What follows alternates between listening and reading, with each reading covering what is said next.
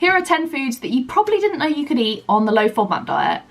I obviously am not like some sort of medical scientific expert or anything, so I always follow the Monash website and the app, and that's something I'd highly recommend you do. The app is really, really useful. You can look through all different foods and see portion sizes and what things you can and cannot eat, especially in the elimination phase, which is the most important phase really of the diet, to just be super, super careful. So yeah, let's get going. Okay, so the first food is garlic infused oil. Now, obviously on the low FODMAP diet, especially in the elimination phase, you can definitely not eat garlic. I struggle so much, but people don't seem to realise that you can have garlic infused oil. I've spoken to a lot of people recently and they had no idea of this. The reason that you can have garlic infused oil, this is something that people ask me a lot, is that garlic has something called fructans in it, which can give us sort of dodgy stomach symptoms, IBS symptoms essentially. And whilst they are water soluble, they're not oil soluble. So when you make garlic infused oil, not that you need to make it, you can buy it, it doesn't, the fructans and stuff don't go into the oil, and therefore you get the nice garlicky flavour, but you don't get all the bad things that make your stomach not feel great. So garlic infused oil, as long as it's in a nice clear bottle and you don't have any bits in it, is perfect. It tastes great and it's probably my most staple ingredient in my cupboard. Next up, oyster mushrooms. So mushrooms have always been a thing that I thought was a big, massive no, because in most cases it is. Most mushrooms are high FODMAP because they contain high levels of something called mannitol. So they're just out completely. But weirdly, oyster mushrooms are fine. So you can have loads and loads of oyster mushrooms. They look a bit weird. And I don't know if they taste different really, because I can't really remember what mushrooms taste like, but they work in a very similar way, and they also are actually much better, I think, because they have more sort of properties to them. So you can kind of pull them apart and make them into sort of a veggie pulled pork kind of thing. Yeah, so they're really, really cool, and it's definitely something that I know a lot of people don't realise you can eat and are kind of scared of because it is a mushroom, but give oyster mushrooms a go because why not? Avocado is something that you can eat, but only in a certain portion size, which is very similar to lots of different fruits and vegetables, that you can eat them and people think that you can't, but it has to be in a particular portion size. And with avocado, it's only 30 grams. So that doesn't seem like a lot, and believe you me, it isn't very much at all. But you can still have it and you don't need to worry too much. Just like for me, because it's such a small amount, I often mash it up and then add a bit of mayonnaise and some other stuff that is low FODMAP to it, mix it all up, and you kind of have a more substantial amount. I would say that like lots of people seem to be able to, in the end, increase their avocado intake, but in elimination phase, 30 grams is your kind of max. So don't worry, because loads of people can reintroduce more, and therefore you might be in the future be able to have, let's say, 35 or 40 grams, not much more, but you know what I mean. So, cheese. Now lots of people seem to think that they can't have dairy at all, but that isn't the case. You can have lactose-free dairy, so as long as there's no lactose in it, because that's the issue with FODMAP. Lactose is a sugar that we can't seem to digest, or some people can't. For instance, I can, which is great. But in the elimination phase, you just have to be careful about things that do contain lactose. And with cheese, there is a lot of cheese that is completely lactose-free, and it's not stuff that is labelled lactose-free, for example. It's actually just tons of different cheeses. So cheddars and even something like mozzarellas and stuff, lots of them have incredibly low lactose content or no lactose in them. Parmesan is another example. And you can always check this by just looking on a nutritional label, and if it says from sugars in the carbohydrate bit, if it says like 0.0 or less than 0.5, you're pretty damn sure that there is no lactose, or such a small amount that it won't make a difference. But you can obviously check all the different cheeses on the Monash app, which is really, really helpful. Next up is tinned tomatoes. Now, any recipe that asks for tinned tomatoes always says put a whole tin in, which is the equivalent of about 400 grams. Well, on the Monash app, it says that we're allowed about 92 grams, so about a quarter of a can, which means that when you think about the meal that you're creating, you should be having about a quarter of it, which isn't something that we always think. We sometimes put a whole tin of tomatoes in and might have half of it, and that would actually be high FODMAP. So for the elimination phase, that would be a big fat no. But obviously this is something that maybe you might be able to increase in time, but at first, 92 grams is your limit.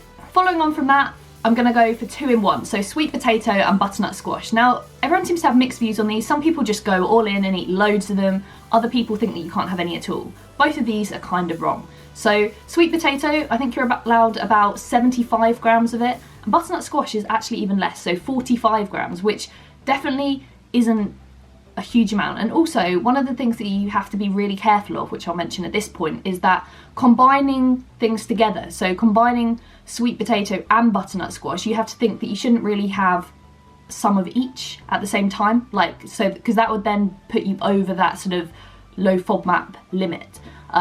This is obviously just in the elimination phase, and you might find out that you can reintroduce more, but both of them definitely have a limit that's kind of a bit sad because it is quite low. When you chop up 45 grams of butternut squash, you will see that it doesn't go very far, but it's just for that first 6 to 8 weeks, and fingers crossed after that you might be able to slowly reintroduce a little bit more.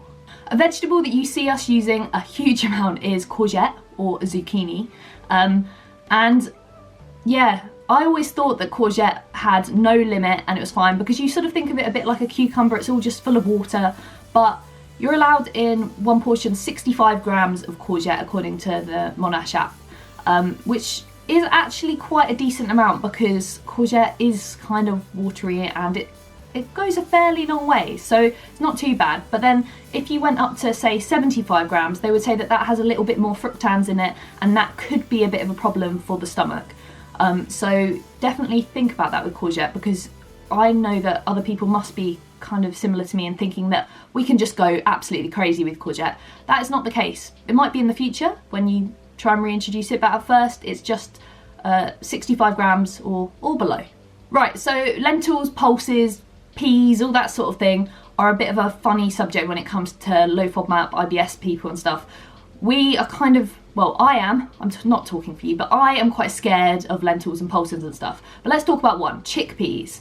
Now, chickpeas you can have in a 42 gram serving, like a tins one that comes in water, but always discard the water. And I would also recommend to wash those chickpeas absolutely loads, because that way you're getting out all the FODMAP things that are bad in there. And I mean, they're not actually bad things, they're just bad for people like us who have a bit of a dodgy stomach, but you just want to get that all out. They're all water soluble, so if you wash them loads and loads, then you stand a much better chance of being able to digest them happily without any sort of symptoms. But initially 42 grams is what you're looking at, and if you bulk that out, so we often have it in a curry, we put some chickpeas in, then we'll put something else in, a bit of spinach in, and it works, it's okay. I would love to have a little bit more, but for now that's my limit as well. I thought I'd add tofu into this because there is some confusion with tofu. So you are allowed to have tofu when it's called firm tofu, but you're not allowed silken tofu. So silken tofu is classed as high FODMAP. I don't think I've ever had silken tofu because, like, by the time I was following more of a low FODMAP diet, before that I didn't really have tofu full stop. But yeah, so silken tofu is a big fat no, firm tofu is okay. So if you go to a restaurant or something, definitely make sure that if you order tofu on a menu and it seems suitable, that it is the correct sort of tofu, because you don't want to make that mistake, because I'm pretty sure silken tofu is very high on the high FODMAPness and is definitely a big no-no. Finally, let's talk about sugar. So there are certain sugars that are high FODMAP. So you've got your lactose and you've got your fructose. But there's also something called sucrose, and this is what is your sort of your caster sugar, your table sugar, your brown sugar, sort of your baking sugars and stuff. That is low in FODMAP, and that's because I think it's made up of, so sucrose, I'm talking all sort of like I know what I'm talking about here, but sucrose is it's made up of two different sugars. So it's made up of glucose and it's made up of fructose in sort of a 1-to-1 ratio, and that means there's not enough fructose in it to make it higher in FODMAP. So you can have those sugars, and although for someone like me they seem to still aggravate my stomach for weird reasons, I don't know why, sucrose is absolutely fine and shouldn't give you any problems from a FODMAP perspective. Right, so that was 10 foods that you probably didn't know were low FODMAP. Right, so that was 10 foods that you probably didn't know were low FODMAP that you can eat, and portion sizeness and all that. Definitely, as I said at the beginning, check out the Monash app because it's really handy. They do update it quite a lot with different tests and different foods, so that's really handy.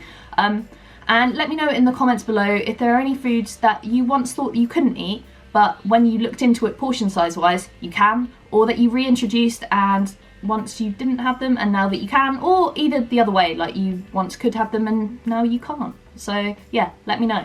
If you want to watch any more of my videos, then click over here to watch my video on how to stop snacking so much, and click over here if you want to watch some what's for dinner videos. Yeah, I will see you soon. Bye!